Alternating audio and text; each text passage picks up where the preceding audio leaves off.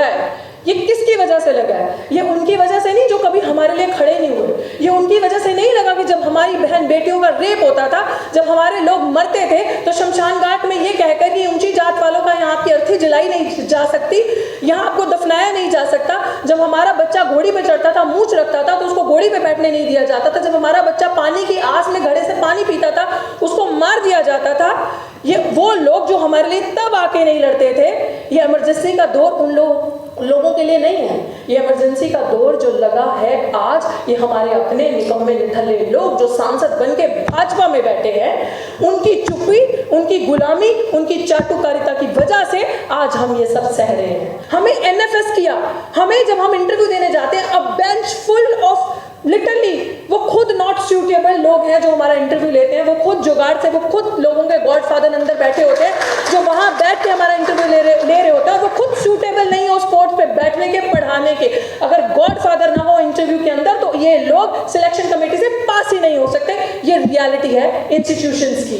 भाई हमें टैलेंट है, ठोक बजा के सीने में बोलते हैं, 4 किताबें पढ़ी हैं भले, लेकिन पढ़ी बड़ी जबरदस्त तरीके से, जितना पढ़ा उसको प्रैक्टिकल इंप्लीमेंट करने का जमीन पे दम रखते हैं। तो फिर चोरी के दरवाजे से क्यों आना? आईएएस बन के, सेक्रेटरी बन के?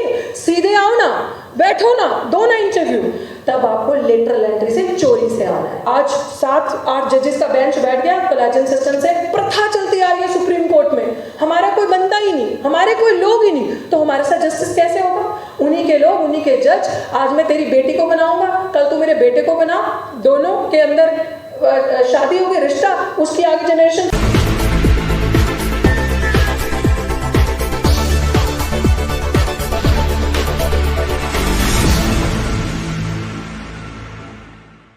आज आपने सरकार को इस लेवल पे ला दिया कि असली में अगर आप रियलिटी देखो तो सरकार डर रही है, सरकार डर चुकी है।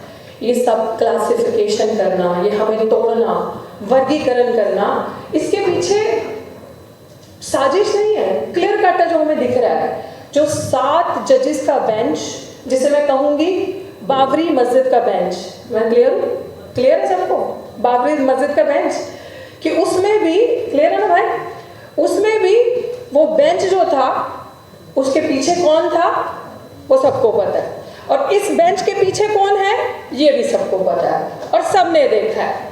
ये बेंच किसका दिया हुआ फैसला पढ़ रहा था, और किसके दिए हुए फैसले पे जजमेंट दिया, कहां से वो जजमेंट आया, किसने दिया, ये हमें बहुत अच्छे से पता है।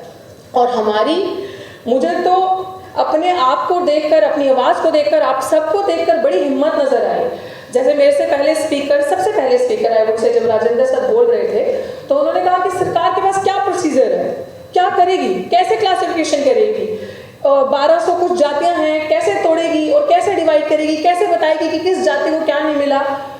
पर मुझे लगता है कि हमारे पास प्रोसीजर है, मेरे पास प्रोसीजर है, और अगर ये प्रोसीजर आप सब लोग मेरे साथ मानो, तो जो लास्ट में स्पीकर बोलता है उसके लिए फायदा होता है कि सबने फैक्चुअल डेटा दे दिया, सबने अपनी अपनी बात कर दी, सबने सब कुछ कर दिया, दोहराने की जरूरत नहीं है। अब बात करते हैं कि किस तरीके से इस प्रोसीजर जो है वो सरकार को दिया जाए। क्लासिफिकेशन करनी है, आपने कह दिया कि एक वर्ग हमारे अंदर जिसने सब कुछ प्राप्त कर लिया, एक कास्ट है जो सबका हक खाकर बैठी है, जिसके पास सब कुछ है, नौकरी है। पहली बात है, ये बात ही पूरी कंप्लीटली अनकॉन्स्टिट्यूशनल है, क्योंकि बाबा साहब ने या हमारे संविधान के अंदर जो रिजर्वेशन है उसका बेसिस कभी भी इकोनॉमिक्स नहीं था, उसका बेसिस कभी भी पैसा नहीं था, उसका जो बेसिस था, उसका जो मूल था सिद्धांत, वो सिर्फ जो सोशली और एजुकेशनली पीछे छूट चुके हैं लोग, बैकवर्ड रह चुके हैं, उनको आगे लाना। उसका मतलब ये नहीं था कि हाँ मैं आपको रिजर्वेशन दे रहा हूँ, मैं आपको आईएएस बना रहा हूँ, मैं आपको डॉक्टर बना रहा हूँ, तो आपके अकाउंट में इतना पैसा आएगा तो आपकी स्थिति अच्छी हो जाएगी और फिर इसके बाद आपकी आने वाली नस्लों को रिजर्वेशन की जरूरत नहीं है। इसका मतलब ये नहीं था। सोसाइटी के अंदर अगर मेरा बाप आईएएस है या मेरा बाप डॉक्टर है, तो क्या आप मुझे उन गंदी निगाहों से देखना बंद कर दोगे? आप मुझे मेरे साथ छुआछूत जातिवाद करना बंद कर दोगे? आप मेरे साथ जो सोसाइटी के अंदर हाल होता है कि अगर आप जितनी पोजीशन पे जाते हो उतना आप इनकी आंखों में खटकते हो। आपने हाल ही में, मुझे लगता है मेरा आंदोलन सबने ही देखा होगा, जो बहुत बार हम चिल्ला चिल्ला के कहते हैं कि जब हम उस लेवल पे पहुंच जाते हैं, जब हम अपनी आवाज उठाते हैं, तब हम we become more glaring to their eyes हम ज्यादा उनको दिखते हैं और ज्यादा चुपते हैं कि ये चंद बच्चे, ये चंद पढ़ लिख कर आके प्रोफेसर जब बोलते हैं, ये विरोध दर्ज करवाते हैं, अगर इसके जैसे रिजर्वेशन का लाभ उठाकर सभी ऐसे हो गए, सभी ऐसे निकल गए, तो हमारी तो पोल पट्टी खुल जाएगी, हम कहाँ जाएंगे। लेकिन शायद वो ये भूल चुके हैं कि रिजर्वेशन लेने वाले we are not the first ones. हमसे पहले 3000 साल का रिजर्वेशन, 100% रिजर्वेशन, वैदिक रिजर्वेशन किसने लिया था? किसको अधिकार था पढ़ने का? किसके दादा बाबा, किसके दादा सीजीआई है? कौन खुद सीजीआई है? किसका बेटा जज है? मेरा दादा तो नहीं है, मेरा बाप तो नहीं है, मैं तो नहीं हूं। तो फिर 100% कोलेजियम सिस्टम से बैठने वाले कौन है? तो मुझे लग रहा है कि मेरे पास कुछ टेक्निकल पॉइंट्स हैं जो मैंने हाल ही में अपने मीडिया के साथियों के साथ जंतर मंतर पे 21 अगस्त को शेयर किया था। आप सब इंटेलेक्चुअल्स हैं और आप वाकई में क्रीमी लेयर नहीं, क्रीम है, इसलिए वो आपसे डरते हैं। और मुझे ऐसा लग रहा है कि हम लोग, ये लोग बहुत छोटे हैं, ये नहीं सोचने की जरूरत है। हाँ, ये वक्त बिल्कुल इमरजेंसी का दौर है, और ये इमरजेंसी का दौर क्यों लागू हो चुका है आज? क्योंकि जो निकम्मे, निठल्ले, बोल सकती हूँ, जो चीप मेंटालिटी के, है ना, बोलना चाहिए, क्योंकि ये जो कैमरास यहाँ पे लगे हैं ना, हाँ जोर से, ये जो कैमरास, ये वाले नहीं, ये जो कैमरास यहाँ पे लगे हैं ना, ये कैमरा सीधे जाते होंगे आरएसएस की शाखाओं में, ये मोदी के दफ्तर में, और दिखाते होंगे कि किस स्पीकर ने क्या कहा। क्या पता वो सोशल मीडिया देखते हैं या नहीं देखते, लेकिन उनको उनकी औकात समझ में आनी चाहिए। ये इमरजेंसी का दौर जो आज लगा है, ये किसकी वजह से लगा है? ये उनकी वजह से नहीं जो कभी हमारे लिए खड़े नहीं हुए। ये उनकी वजह से नहीं लगा कि जब हमारी बहन बेटियों का रेप होता था, जब हमारे लोग मरते थे, तो शमशान घाट में ये कहकर कि ऊंची जात वालों का यहाँ आपकी अर्थी जलाई नहीं जा सकती, यहाँ आपको दफनाया नहीं जा सकता। जब हमारा बच्चा घोड़ी पे चढ़ता था, मूंछ रखता था, तो उसको घोड़ी पे बैठने नहीं दिया जाता था। जब हमारा बच्चा पानी की आस में घड़े से पानी पीता था, उसको मार दिया जाता था। ये वो लोग जो हमारे लिए तब आके नहीं लड़ते थे। ये इमरजेंसी का दौर उन लोगों के लिए नहीं है। ये इमरजेंसी का दौर जो लगा है आज, ये हमारे अपने निकम्मे निठल्ले लोग जो सांसद बन के भाजपा में बैठे हैं, उनकी चुप्पी, उनकी गुलामी, उनकी चाटुकारिता की वजह से आज हम ये सब सह रहे हैं। आज हम सबके कंधों पे ये बड़ी जिम्मेदारी है। And to be very honest, forget that there is opposition in the country, because opposition plays dirty politics. Opposition picks and choose things for their own benefits. कि ये मसला अगर हमें सूट कर रहा है, हमारे पॉलिटिकल प्रोपेगेंडा को सूट कर रहा है, तो हम इस मसले को उठाएंगे। अगर कोई दलित बच्चा मर जाता है, अगर हमारा इंस्टीट्यूशनल मर्डर हो जाता है, कि सुसाइड हो जाती है, it is very easy for the opposition. आओ ना, मोमबत्ती तो जलानी है, डफली तो बजानी है, 4 नारे तो लगाने हैं, so you will get a political landline. I am right Ashutosh? ऐसा होता है। तो जब जीते जी आप विरोध करते हो और अपनी बात रखते हो, आप मैदान में खड़े होते हो, तब ये लोग आपके साथ नहीं आएंगे। सो ये आपके ऊपर बहुत बड़ी और मेरे पर रिस्पॉन्सिबिलिटी है that we are the real voice of the opposition and the voice of dissent in today's time.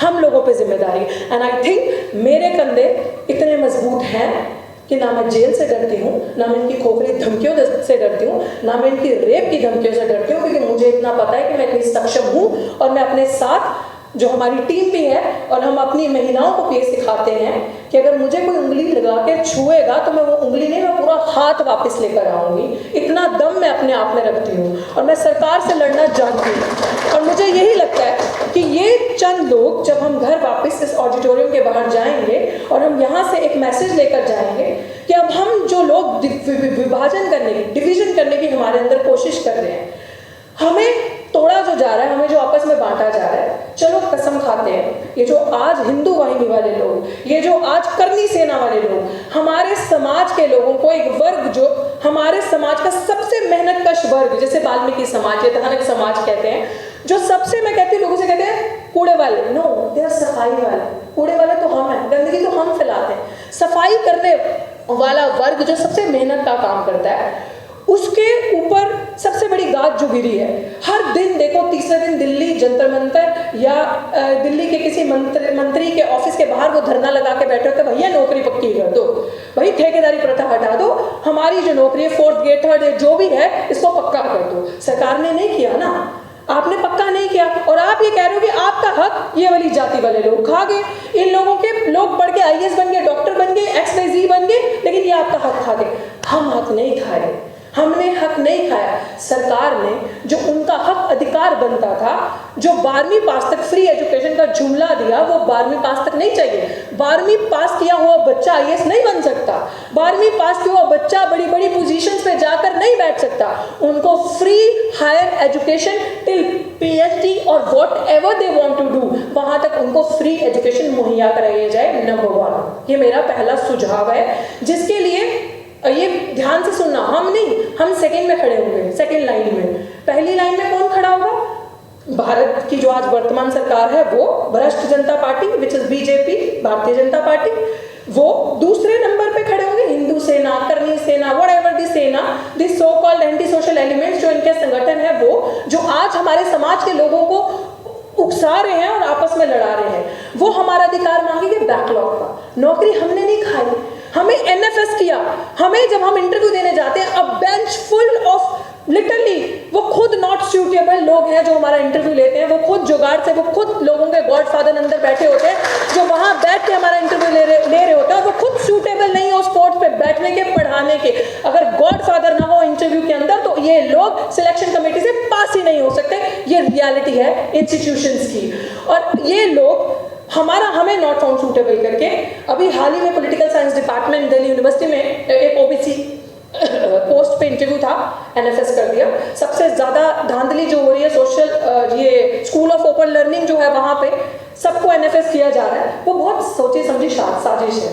वो पोस्ट एनएफएस करके बैकलॉग में डाल देंगे, और वो बैकलॉग रोस्टर कब घूम के वो पोस्ट जर्नल में चली जाएगी, और वो बैठ के वहां पे लाभ ले रहे होंगे, और हमारे वाले गद्दार दलाल तालियां पीट रहे होंगे, और हमारे वाले दलाल और गद्दारों में बेंच के अंदर बैठ के इतनी हिम्मत नहीं होती जो एक्सपर्ट बन के जाते हैं इंस्टीट्यूशंस के अंदर, कि वो वहां बैठ के ये बोल सके कि नहीं, मैं स्टैंड अलोन हूं, मैं अकेला खड़ा हूं, आप ये गलत कर रहे हो। वो वहां ताली थपथपाते हैं, और वो जो फैसला बाकी 5-7 लोग बैठे होते हैं वो देखकर आ जाते हैं। तो हमारी दूसरी डिमांड जो सबसे बड़ी होगी कि हमारा जितना भी बैकलॉग है हमें वो दिया जाए, और मात्र 1 साल के टाइम बाउंड के अंदर वो बैकलॉग पूरा का पूरा भरा जाए, और उन बैकलॉग की सीट्स पे 1 महीने के अंदर, ज्यादा टाइम नहीं लगेगा, सिर्फ टेक 1 मंथ। इस गवर्नमेंट को मैं चैलेंज कर रही हूँ कि 1 महीना लो और हमारे साथ फेयर डिस्ट्रीब्यूशन करना है, तो 1 महीने के अंदर सिर्फ और सिर्फ उन बैकलॉग की पदवियों पे, चाहे वो डॉक्टर्स के अंदर हो, चाहे वो इंस्टीट्यूशंस के अंदर हो, चाहे वो नॉन टीचिंग, चाहे वो टीचिंग का हो, आप सिर्फ और सिर्फ हमारे समाज के जो हाशिए पे बैठे हुए लोग, जिनका आपको बहुत दर्द है, जिसे आप वाल्मीकि तबका कहते हैं, सिर्फ उनको परमानेंट करेंगे।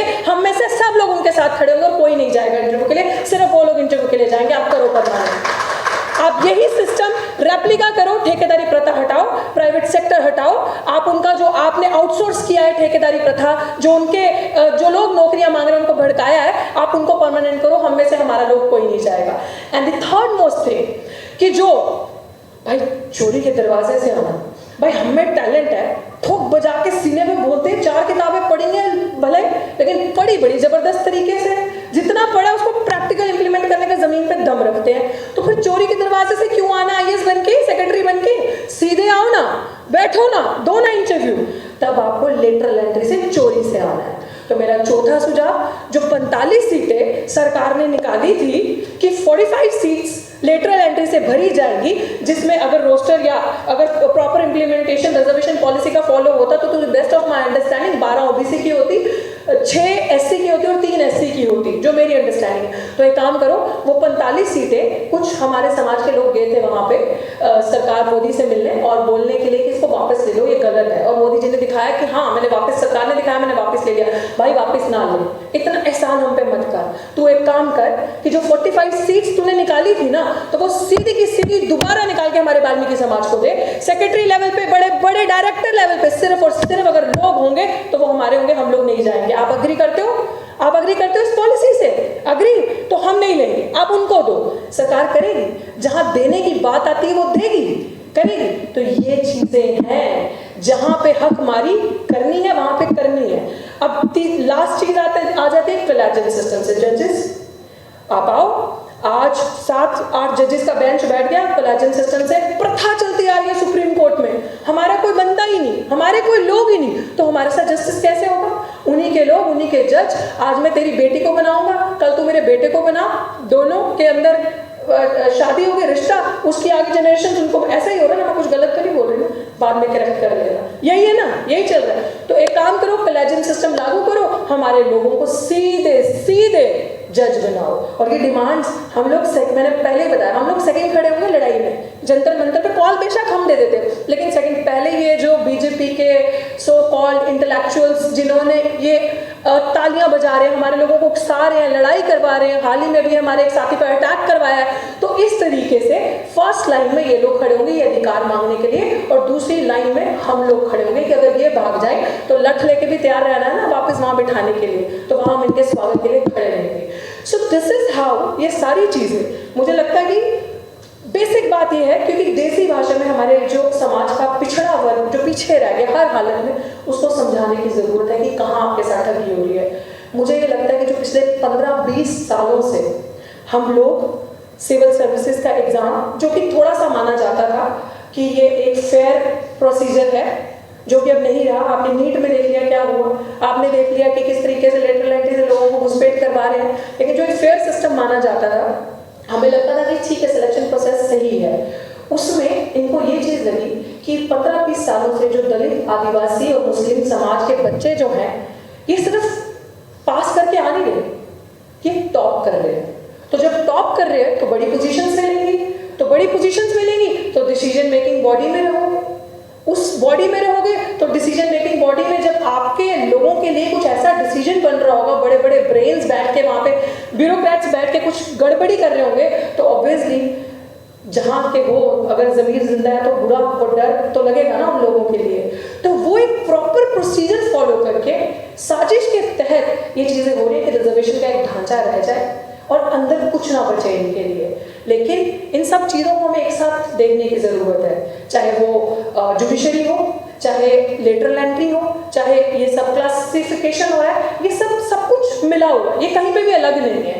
तो मुझे ये लग रहा है कि सब चीज़ों को समझते हुए आज इस इमरजेंसी के दौर में अगर हम अपनी जिम्मेदारियां, अपनी चीज़ें समझ लें, पे बैक टू सोसाइटी अम्बेडकर साहब ने कहा था, तो पे बैक टू सोसाइटी यही है कि अगर मेरे पास कोई गुण है, कोई समझ नहीं आ रही किसी को, कोई ग्रुप है, जैसे हाल ही में मेरी कुछ वाल्मीकि समाज के लोगों के साथ मीटिंग हुई, there were few ladies who are working on contractual basis सफाई कर्मचारियों के पोजीशन पे, कल ही रात को डिबेट हो रहा था, बात हो रही थी, उन्होंने मुझे कहा कि हम महंगी की लड़ाई नहीं चाहते, हमारे समाज में ये जो डिवीजन क्रिएट हो रहा है हम नहीं चाहते हमारा समाज टूटे, बस हमें एक ही जो है सरकार ने सालों से ये लालच दिया हुआ है कि आपकी नौकरी पक्की हो जाएगी, और अभी हमें 15,000 रुपये मिलते हैं और हमें लगता है जब हम पक्के हो जाएंगे हमारी आर्थिक स्थिति बढ़ेगी तो हम आगे जाएंगे।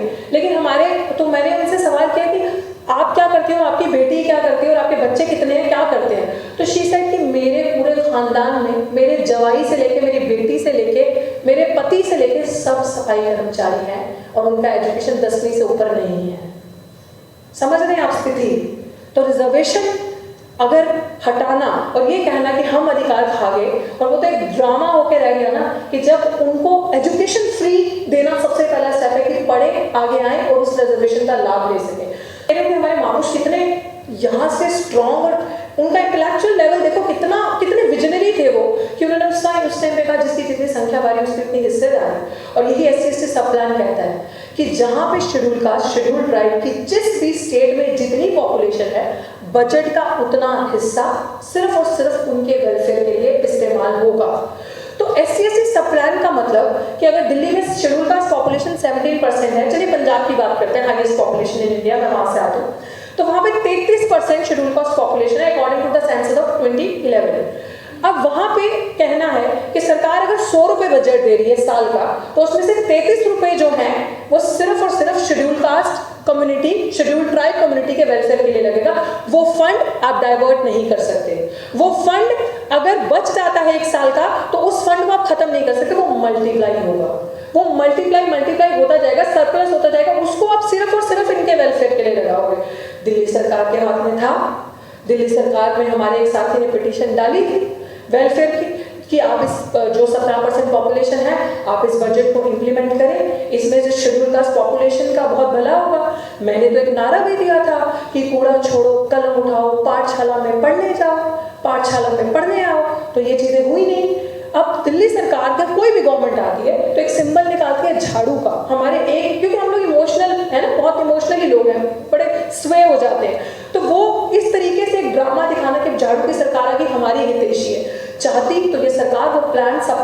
इम्प्लीमेंट कर सकती थी। लेकिन जब हमने दिल्ली सरकार से सवाल किया, जब हमने डेटा निकाला, किसी को वो डॉक्यूमेंट चाहिए हो तो यू कैन आस्क मी, मैं आपसे शेयर कर सकती हूँ। जब हमने डेटा निकाला और हमने सरकार से पूछा कि आपने आरटीआई से पूछा कि ये फंड इतना पैसा है, मल्टीप्लाई करके इतना हुआ और ये पैसा कहाँ गया, तो सरकार का जवाब आता है हमने इस फंड से सड़क बनाई तो क्या शेड्यूल कास्ट नहीं चलेगा इस पे, हमने इस फंड से ये अस्पताल के डिस्पेंसरी बनाई तो क्या शेड्यूल कास्ट नहीं आएगा, इस डिस्पेंसरी में इलाज करवाने के लिए हमने XYZ किया तो क्या शेड्यूल कास्ट शेड्यूल ट्राइब नहीं आएगा। No, it's a bullshit.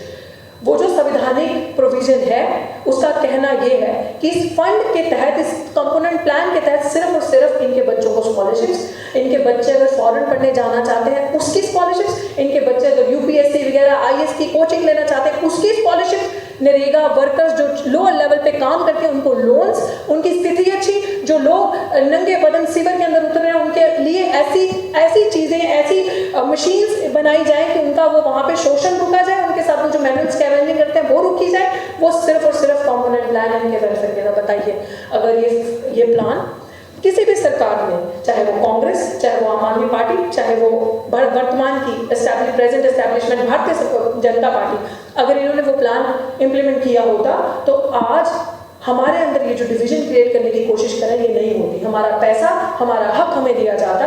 तो हमें इन सबको एक करके देखना है और आने वाले टाइम पे आई एम रेडी, सड़क पे भी, संसद तक भी और जेल तक भी, wherever they welcome me, I am there. So I am their boss. तो वो जहाँ लेके जाना चाहे, so I lead them.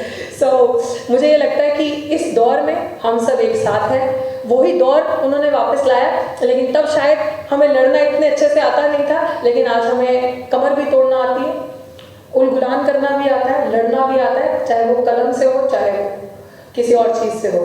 तो अब हम तैयार हैं हर तरीके से और इस लड़ाई को हम लड़ेंगे। और मोटी मोटी बात हम लोग सब समझ चुके हैं कि कैसे लड़ना है, क्या करना है। बस संसद आवारा हो चुकी है। लेट्स टेक अ प्लेज कि सड़कें अब सुनसान नहीं रहनी चाहिए। चलिए, बहुत बहुत शुक्रिया।